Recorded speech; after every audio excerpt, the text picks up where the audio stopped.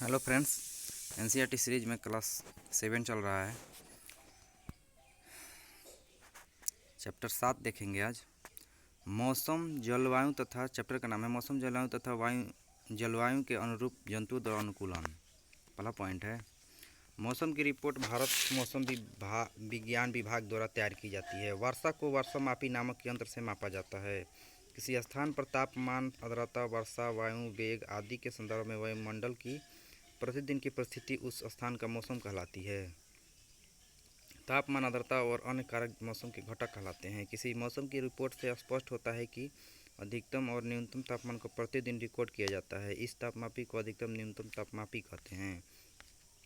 अगला पॉइंट है 6 नंबर, मौसम में सभी परिवर्तन सूर्य के कारण होते हैं। सूर्य ऊर्जा का प्राथमिक स्रोत है।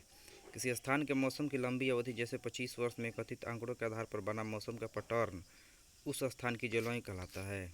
मरुस्थलीय जलवायु के लवण यहाँ जलवायु गर्म और शुष्क होती है। उत्तर पूर्वी भारत में वर्ष के अधिकांश भाग में वर्षा होती है। उत्तर पूर्व की जलवायु आर्द्र है। 9 नंबर पॉइंट है, ध्रुवीय क्षेत्रों ध्रुवों के समीप स्थित होते हैं, जैसे उत्तरी ध्रुव और दक्षिणी ध्रुव। ध्रुवीय क्षेत्रों के परिचित देश Canada, Greenland, Iceland, Norway, Sweden, Finland तथा अमेरिका में अलास्का और रूस के साइबेरियाई क्षेत्र है।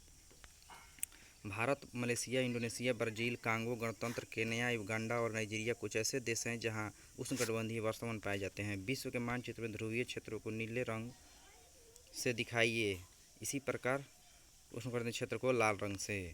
ध्रुवीय क्षेत्रों में चरम जलवायु पाई जाती है। ये क्षेत्र सदैव बर्फ से ढके रहते हैं और यहाँ वर्षा के अधिकांश भाग में अत्यधिक सर्दी रहती है।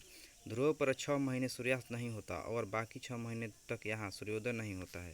सर्दियों में तापमान -37 डिग्री तक हो जाता है। ध्रुवीय भालू, पोलर बियर और पैंगुइन ये ध्रुवीय क्षेत्र में रहते हैं।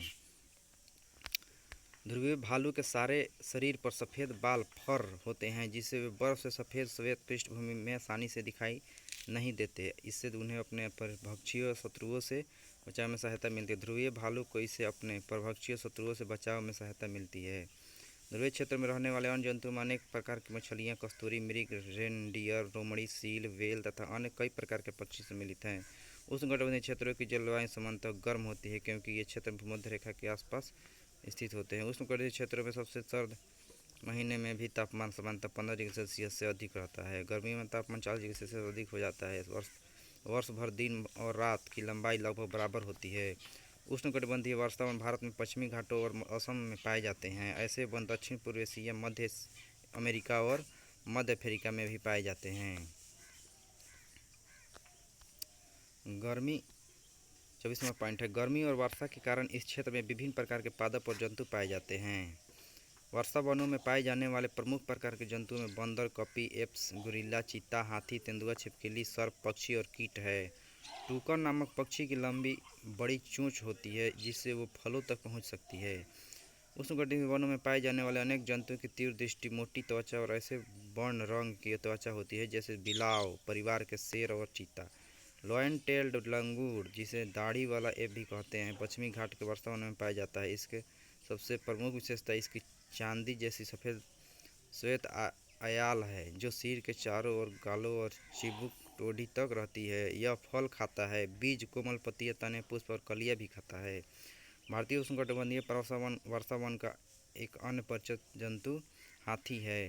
हाथी के बाह्य दांत, जिन्हें रद कहते हैं, वर्षावन पृथ्वी की सतह के लगभग 6% भाग को घेरे रहते हैं। धन्यवाद दोस्तों। चैप्टर 7 समाप्त हो गया। अब आगे गया चैप्टर 8 का। अगर आप मेरे चैनल पर नए हैं तो लाइक सब्सक्राइब कर दीजिएगा। आगे आपको ऐसा ही वीडियो मिलता रहेगा। धन्यवाद।